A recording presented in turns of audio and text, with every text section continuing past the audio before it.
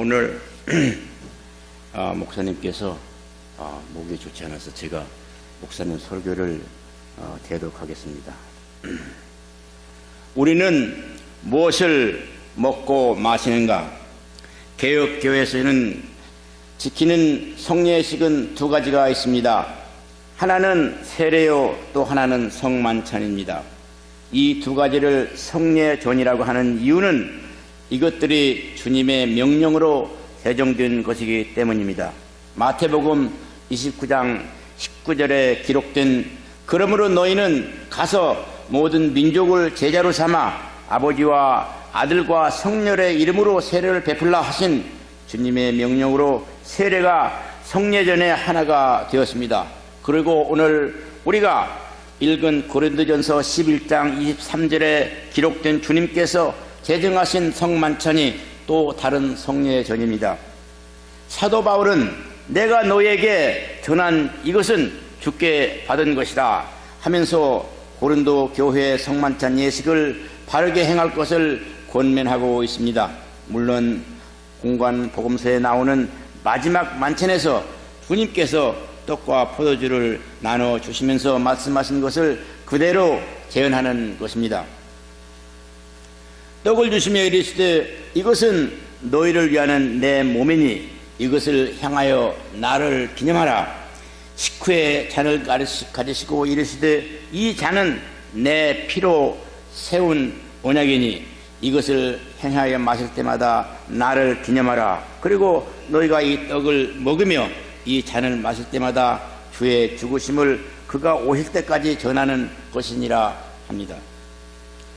본래 교회의 전통으로는 오늘이 성 목요일, 영어로는 몬디 소스데이라고 합니다.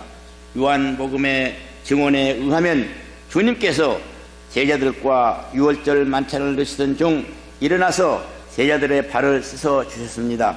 그 후에 제자들에게 서로를 섬길 것을 명하시며 새 계명을 너희에게 주노니 서로 사랑하라. 내가 너희를 사랑하는 것 같이 너희도 서로 사랑하라. 너희가 서로 사랑하면 이로써 모든 사람이 너희에게 내 제자인 줄 알리라 라고 말씀하셨습니다. 이 새로운 계명을 라틴어로 만다움 노붐이라고 표기하게 된 데서 몬디라는 말이 나왔습니다. 또 다른 주장은 몬디라는 말이 프랑스어로 먹는다라는 망죄와 그 어원이 같다는 주장을 하는 사람들도 있습니다. 아무튼 오늘날 할리 서스데이, 성 목요일이라고 부르는 것이 더 쉬울지도 모르겠습니다. 이날은 주의 만찬과 서로의 발 씻어줌을 통해 서로 사랑하라는 주님의 새 계명을 기리는 거룩한 날입니다. 우리가 읽은 본문 전들을 보면 고린도 교회는 똑똑하고 잘난 사람들이 너무 많아서 서로의 독특함을 주장하며 분열된 모습을 보였었습니다. 어떤 사람들은 자기들이 바울에게 속했다, 또 어떤 사람들은 아볼로에게 속했다, 혹은 베드로에게 속했다 주장을 했습니다. 보다 못한 어떤 사람들은 자신들이야말로 예수 그리스도에게 속했다면서 아주 옳은 것 같은 오리로 가득 찬 주장을 했습니다. 먼저 너희가 교회에 모일 때에 너희 중에 분쟁이 있다 함을 들었다면서 바울은 그런즉 너희가 함께 모여서 주의 만찬을 먹을 수 없다고 꾸짖었던 것입니다. 오늘 이 성 목요일 아침 우리들이 주님의 말씀을 통해 묵상하며 깨달음을 돕기 위한 질문이 여기 있습니다. 우리는 무엇을 막 먹고 마시는가? 요즘 금식하시는 분들은 아무것도 안 먹고 물만 마십니다. 어떤 분들은 육류만 피하고 채식만 합니다. 음료수는 카페인 성분이 없는 것으로만 마십니다. 또 어떤 분들은 조그만 목소리로 먹고 마시는 것 하던 대로 합니다. 혹은 거기에 조금 볼멘 목소리를 높이는 분들은 뭐 꼭 그렇게 해야만 제대로 신앙생활을 하는 건가요? 하는 질문을 던지기도 합니다. 그래요. 다 좋습니다. 그런데 오늘 우리가 읽은 말씀은 이 성목요일을 맞는 내 마음 판에 새기며 얻기 원하는 그 질문의 답은 간단합니다. 우리는 일평생 주님의 몸과 피를 마시며 살고 있다는 것입니다. 한 달에 첫 번 주일 예배 시간에만 그 빵과 포도주를 먹고 마신다는 것이 아닙니다. 우리가 드리는 성만찬 예식의 기도 가운데는 이 떡과 잔을 먹고 마심을 통해 주님과 한 몸을 이루고 이 떡과 잔을 함께 마시는 먹고 마시는 서로와 서로가 주님의 몸과 피를 통해 하나가 된다는 것을 말합니다. 결국 이 성만찬 예식은 무엇을 먹는가를 생각하는 데서 그치는 것이 아니라 나의 먹고 마심을 통해 내가 주님과 하나가 되었는가, 내가 주님과 하나가 되었으니 나의 삶이 주님의 것이고 나의 죽음도 주님의 것인가. 사도 바울이 로마에서 말한 것처럼 우리가 살아도 주를 위하여 살고 죽어도 주를 위하여 죽나니 그러므로 사나 죽으나 우리가 주의 것이로다 라는 고백이 내게도 해당되는 것인가요? 삶과 죽음을 주님 앞에 함께 소유한 존재로서의 담대함이 있느냐 하는 것입니다. 주님의 몸을 먹고 주님의 피를 마셨으니 우리는 이 세상이 감당할 수 없는 그런 대담한 존재가 되었느냐 하는 말입니다. 이 담대함은 무턱대고 용기 있게 겁없이 사는 것만을 의미하지 않습니다.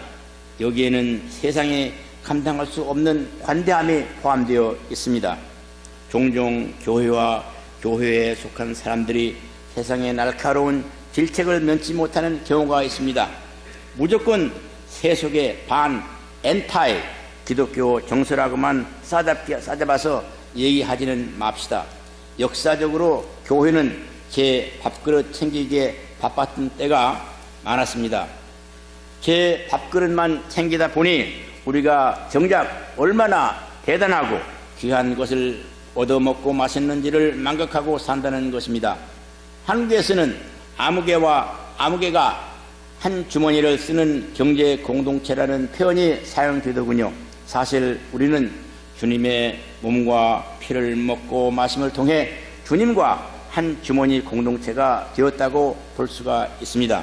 그리고 이 한 주머니 공동체에는 나 혼자만 멤버십을 가진 것이 아닙니다. 나와 함께 주님을 그리스도라 고백하며 삶과 죽음을 함께 나눈다고 하는 전후 좌우에 함께 앉아 예배하는 교우들 또한 함께 그 멤버십을 가졌다는 사실입니다.